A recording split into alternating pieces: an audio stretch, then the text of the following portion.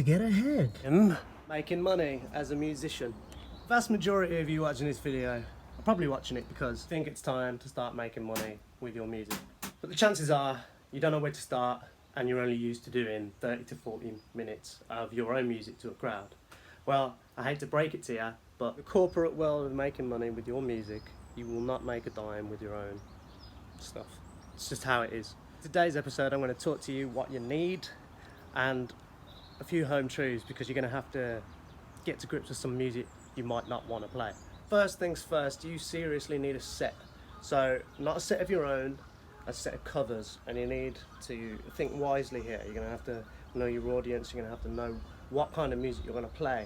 Ideally, you're going to want about 30 to 50 songs. So in general, when you do a paid gig, you're expected to do 2 times 45-minute sets. So that's 90 minutes in all over about a course of 2 hours. So you'll get about 15 minutes break between each set. What you want to do really is you want to learn probably 2 songs from each decade. Start from the 50s, I'd say, and then 60s, 70s, 80s, 90s, and so on and so on. Because there are several different types of gigs that you are going to have to get to grips with. But the first things first, once you've got your set, what I want you to try and do is think about the gear that you need to invest in. So, for example, you're going to need your musical instrument. That's a given. Whether it's a piano, whatever, man, you're going to need that. And you're going to need mic stands, a microphone, and you're going to need a PA. You're going to need your own sound system, because a lot of these gigs don't have a PA system. So I use this little Fender thing. It comes apart, I put it on stands, and I've got it ready behind me. But there are better things you can do. So really, once you've got that set, what you need to do is you need to test it.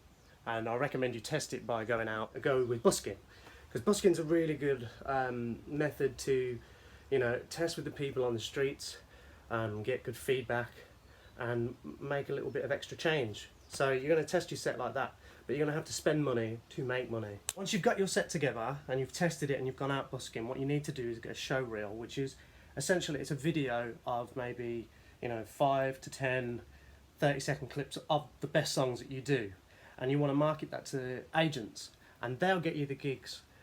You can directly contact venues, but it's best to start with an agent first. Like I said, it's a heavy game, because you're going to have to offer something different to some other people. So you're going to have to, explore charts, learn songs that you're not going to like. Another extremely important thing that you are going to need is a detailed kit, almost like a resume of what you do and what you're about, what you play, how you are, just links to everything. They call it a press kit, but there's a simple solution to that. What you are really going to need is a nice website.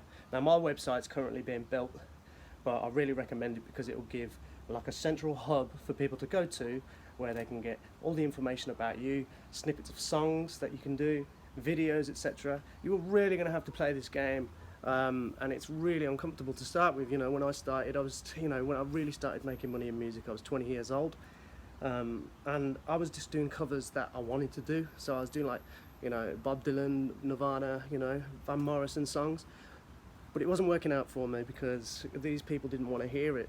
And this brings me to my next point. You're going to seriously need to know what kind of audience you're playing to. So if you get booked to play in a bar, maybe it's a restaurant, you're going to have to know the demographic of ages that go to that place. So, if you've got a lot of people that were born in the 90s, they're going to want to hear things from the noughties, they're going to want to hear pop songs. They're going to really want to hear chart songs. So, and the same difference applies to, which is a little bit of a different game. So, a lot of weddings, they'll request songs. They want to do their first dance. So you have to take it really serious. If they want you to play the wedding, you are going to really have to learn what they want to hear. So you're going to have to play a whole set.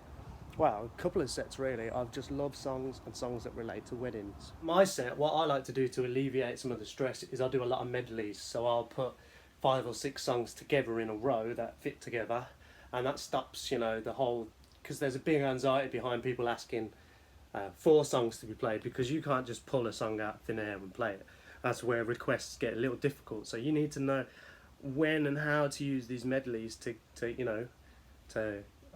keep the ball moving and to keep the audience occupied with what you're doing. You're going to have to do a few gigs where you're taking a lot less money than other working musicians because you're just getting started out, but it lays the foundations.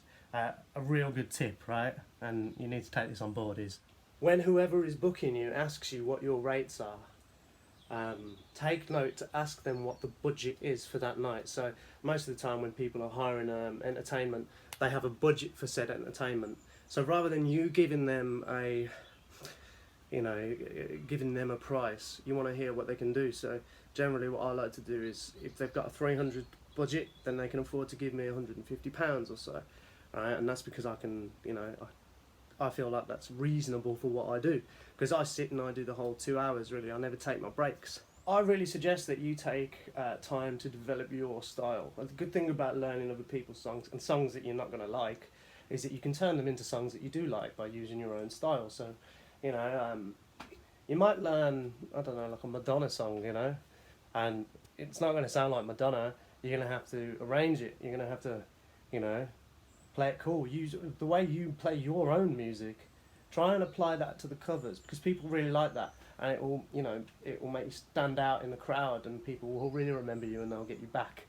Extremely important thing that can actually put a block in the road, and it does for me even today, is transport. So if you do not drive, and this is specifically for people that do not drive, I really recommend that you make a good friend that you can pay along the way, that is going to be able to take you to these events, and maybe have a couple of them, because I don't drive. It's something that I need to learn how to do, but I really recommend that you're going to do that, because you're going to be doing a lot of gigs out of the way that aren't in the standard venue, So once you've got your set, your gear, and you've tested the waters, and you've got your show reel, and you've built like a website, you really want to get something like to give out to people. People are going to want to find you, and people don't want to spend too much time looking for you on the spot, especially after they've had a drink. So you'll find a lot of customers through just playing these gigs. So you want to start with your agents. You want to contact venues directly with a show reel and who you are and what you do, and give them an example. People want examples. They want to know how much you charge. They want to know that they're getting value for their money. And obviously, as always, have fun with it, but always remember that you're a musician, and to play it seriously, you have to remember that you are providing a service. This is the corporate world of music. It is paying for. It can be a little bit disjointing sometimes, and sometimes some gigs can really put you off. But if you just keep going, you'll learn how to switch on and get it right every time. So yeah, you have it. That's how you make money in the music industry. I know it wasn't too in depth, but it's quick fire, it's on it, and these are the things that you really need to do. You really need to do them. I suggest one last thing is that you learn 2 songs from every decade. You test the waters, and make sure it's a big song as well. Like if you're doing a song from the 60s, make sure one's a Beatles song, one's a Stones song. If it's the 70s, do a Bee Gees song and a Stevie Wonder song. 80s, you can do like a Human League or Heaven 17 or something like that, So you really want to rein it in and get the right songs. There's a lot of people that want just rock music, so play just rock music. You need to learn about 50 to 80 songs really, and they have to be wide and varied, but make sure that you have fun while you're doing it. You have to make these songs your own in some way in order for you to enjoy it, because the more you enjoy it, the more money you'll make, and the more you'll be remembered. So thank you.